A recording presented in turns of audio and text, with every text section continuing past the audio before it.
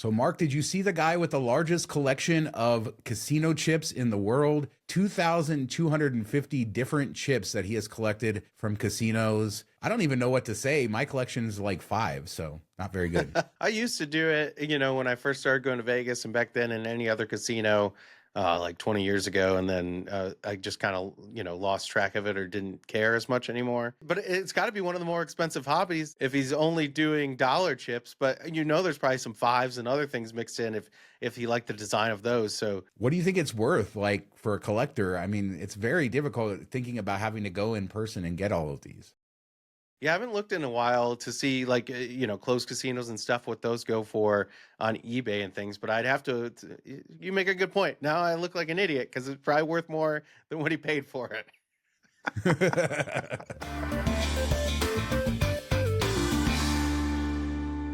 On the last show, we talked about Founderscard and their new win benefit that's for elite members.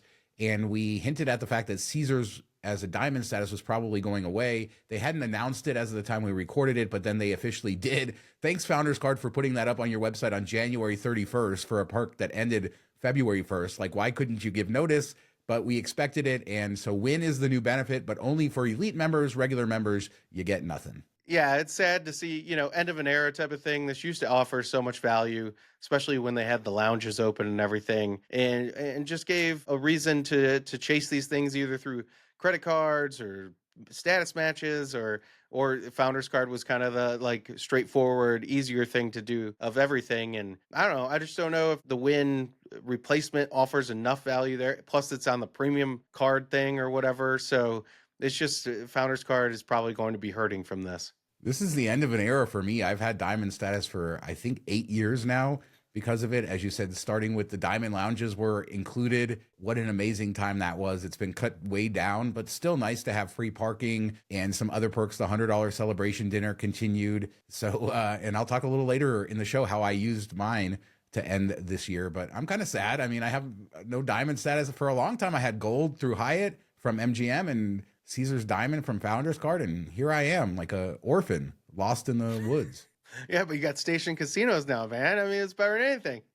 Oh, God. So off to downtown Summerlin, your favorite place to discuss.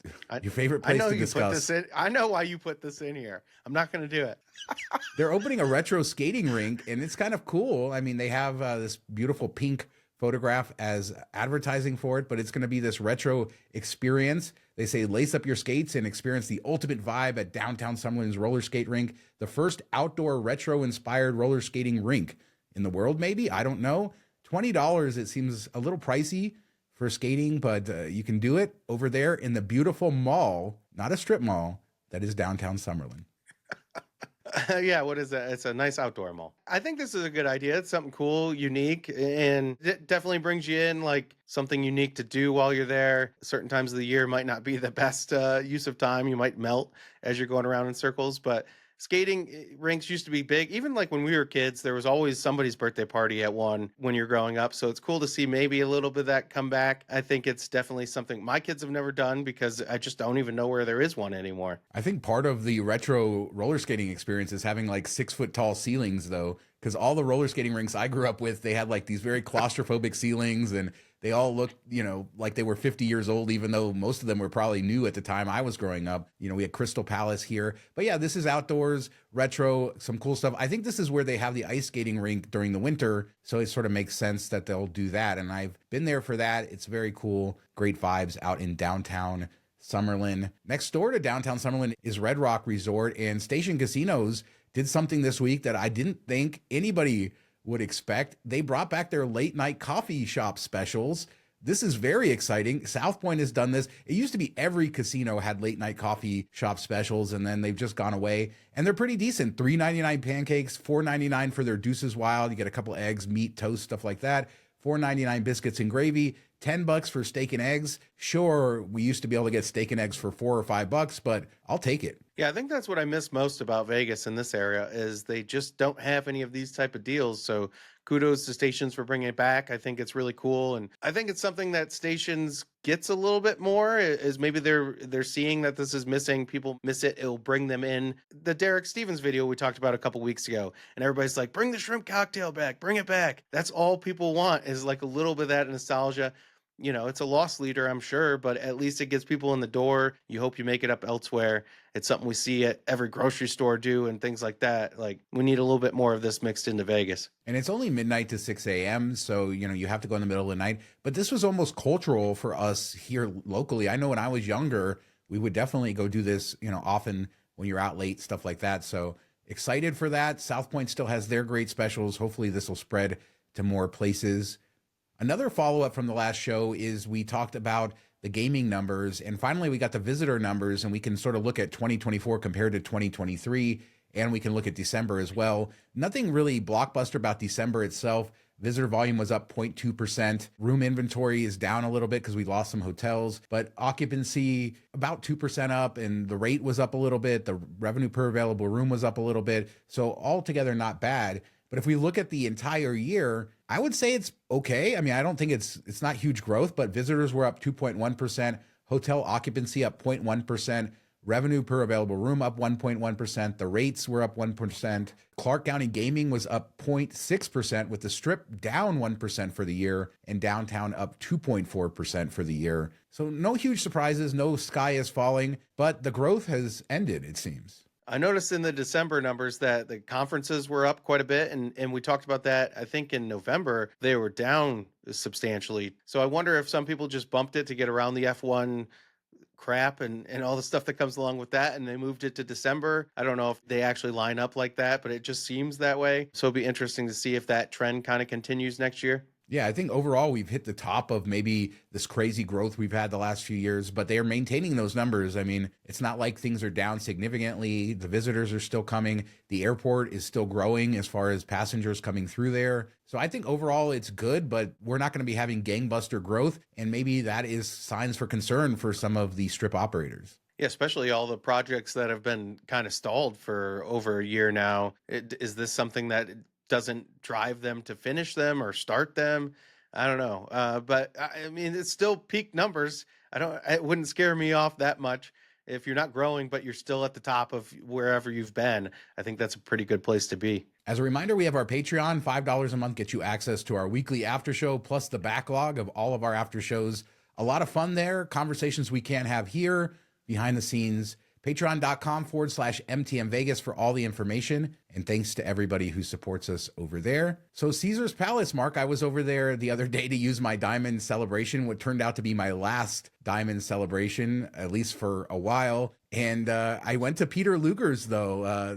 What a great deal this was. The power lunch that we talked about on a previous show, $45.95, and that includes a starter, your main, and dessert. And I just will start by saying this was a pretty incredible deal. Yeah, I noticed you getting a little shade on Twitter about sharing it and how this place isn't great. It's overpriced and all that stuff. And maybe that's true for dinner, probably true. I think that's true for most steakhouses in Vegas, especially a big name one. Influencers pushing this place and all that stuff. But I think it's a great use of a celebration dinner if you're still earning diamond status. Even though it is a lunch, you get to kind of see if you like the place at a discount, and that's a decent amount of value for $45. I don't think you can complain about it.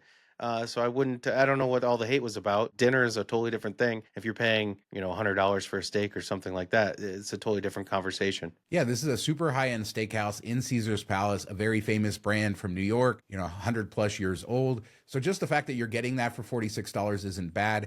We sort of shared everything. So my wife got the bacon, which was one of the appetizer choices, thick slices of bacon, perfectly seasoned. I got the Caesar salad. Then she got the burger and I got the lobster roll. I think the lobster roll is like $40 by itself on the regular menu. So just paying $46 for that. The dessert is a hot fudge sundae, which is really great. You get the bread service. Everything was good. It was delicious. The burger was very good. I would have added cheese to it. We didn't do that. And in hindsight, I probably would have done that. The lobster roll was great. The service was a little slow. That would be my only sort of complaint. Not really a complaint, but it's a lunch. And it took about an hour and a half for the whole thing. Jeez. perfectly fine for our schedule, but it was a little slow in between courses. You expect maybe a lunch to be moved a little Yeah. quicker, but service was great itself. Like the servers were friendly, everything was good. So yeah, a great experience. And I have to say, I think this is just a tremendous deal. I would pay cash for that happily, but we used our celebration dinner. My wife had a beer served in the Peter Luger boot, and it came to $108. That's cool. So $8 after our credit. Not bad. Yeah, I think that's that's value. Especially for lunch.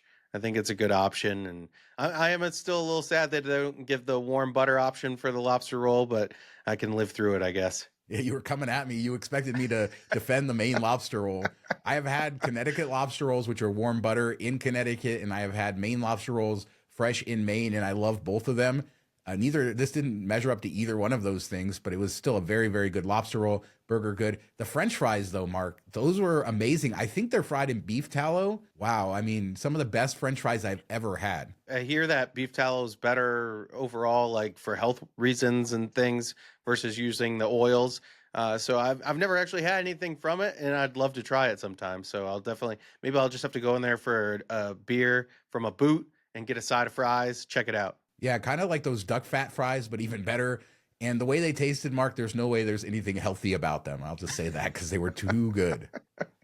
So also, while I was there, I got to check out the new carpet at Caesar's Palace. Obviously, we talked about it on the show before, but I got to see it in person. And what an amazing job they did of finding some modern color palette and design that also fits in with the Caesars stuff. It looks great. I mean, I don't know what else to say. It just looks even better in person than it does in pictures. Yeah, that's cool. I'm glad that we got carpet into this episode, made everybody happy. One last takeaway, the bathroom right there by Bacchanal Buffet and by Peter Luger. It's this tiny bathroom. They have like 3 stalls. And as you go into the bathroom, you smell all of the seafood from the buffet because it's right next to the seafood counter.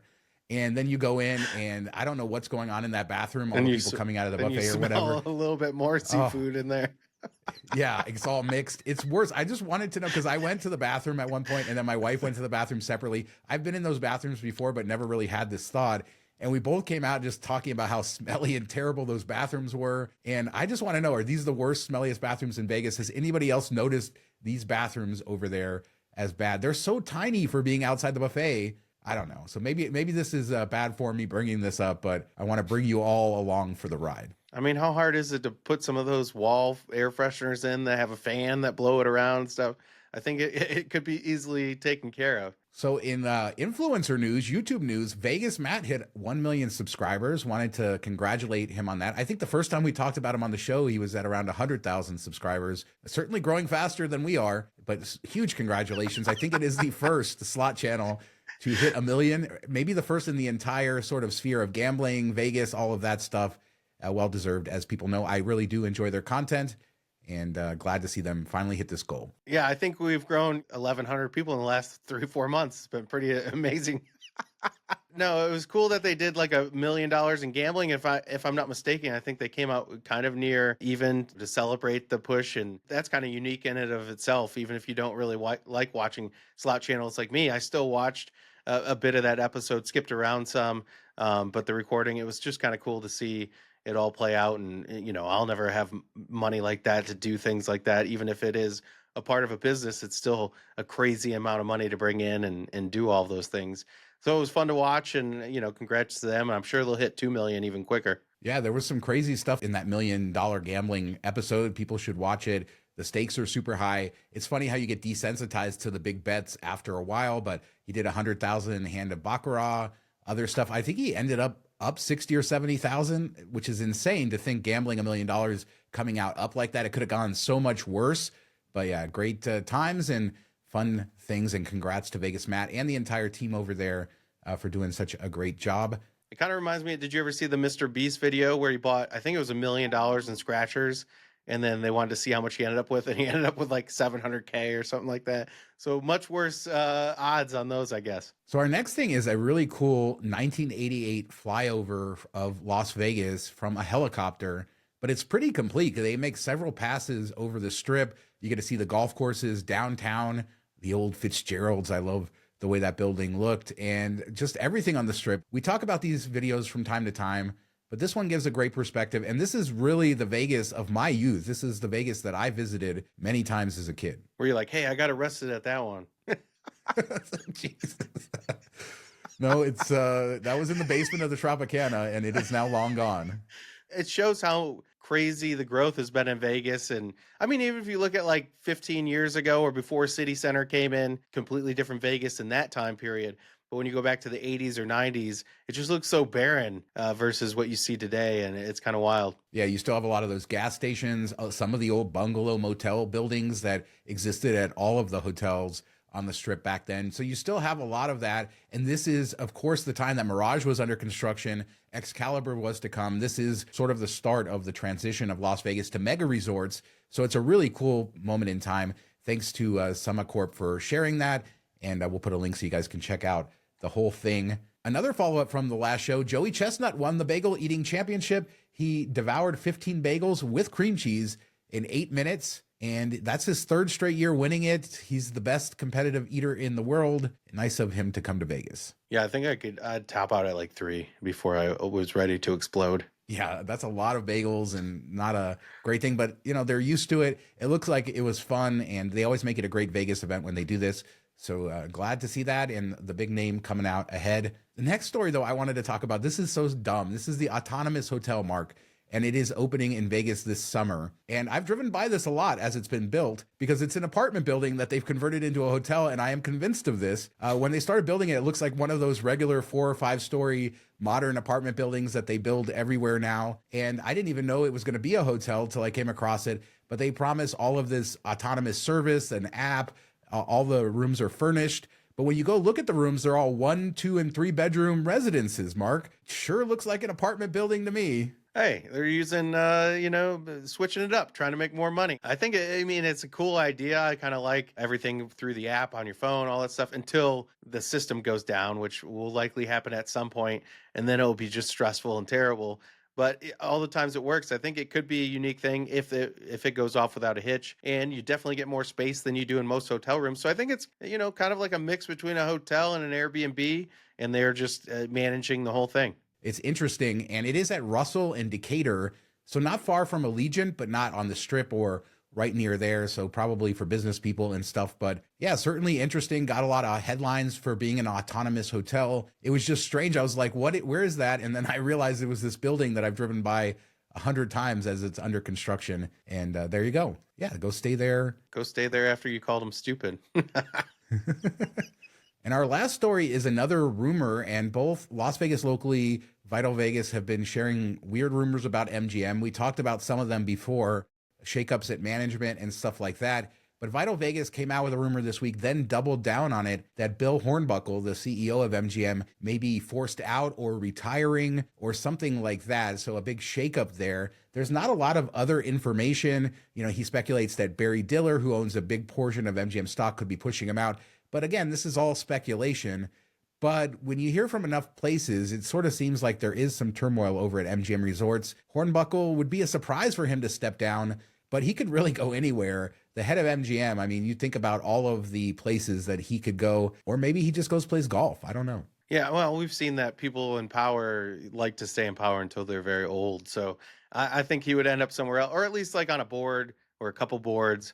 Maintain some of that stuff. But it'd be interesting if he does get forced out, or maybe he just wanted to retire. I don't know. If they go with a successor from inside the company, seems like they think this might be a play where they're pushing for an outside person. So would that be better for us, the end consumer? Somebody with outside vision maybe realizes some of the things they're doing wrong. I'm guessing if it's a disciple of him, that it's just going to be similar type of things, which I don't think has worked out well for us. And one thing to consider over the last decade, how MGM has become asset light, how they've sold off all their land and they're really operations company now. And that's sort of a change in the business model. A lot of people don't think that there's long-term value in that, but obviously Wall Street has thought differently. It's certainly not the only company that has done this. And so it's really transitioned as a company in the last 10 years. Hornbuckle have a huge part of that. In his roles before CEO and then now as CEO. And yeah, it's interesting as the gaming market sort of grows. We have potential projects in Japan, which they're working on, and then obviously Dubai and other places. So this is a company that's grown. I mean, I haven't heard anything or seen anything in their earnings that would say, let's fire the CEO. So it could just be a shakeup. It's just interesting that these rumors are coming out. I don't want to overrepresent something here that we don't have any facts on. So I want to be very careful, but it is fun to discuss the rumors as long as we label them properly. Yep. That's all I got. Nothing. He just hates anybody who's MGM CEO. Just instant hate, right? I mean, I think I said since the beginning, I've never been on board with the selling of land, unless you just were cash strapped and need the cash flow to get out from under it. But that's your main asset. We've seen the land prices continue to skyrocket in Vegas. So, you've lost your biggest asset. And so I don't know that that was the best decision. Maybe it was a necessary decision. I don't know. We'll have to see how it plays out long term for all these. So let us know what you guys think about everything we discussed, the MGM rumors, roller skating at downtown Summerlin, the Otonomous Apartment Building Hotel, everything else we discussed on this show, Vegas Matt hitting $1 million. Leave a comment. We do 2 shows a week, Tuesdays and Fridays. We'll be back in a couple days with another show. Thanks so much for watching. Talk to you next time. Have a good week, everybody.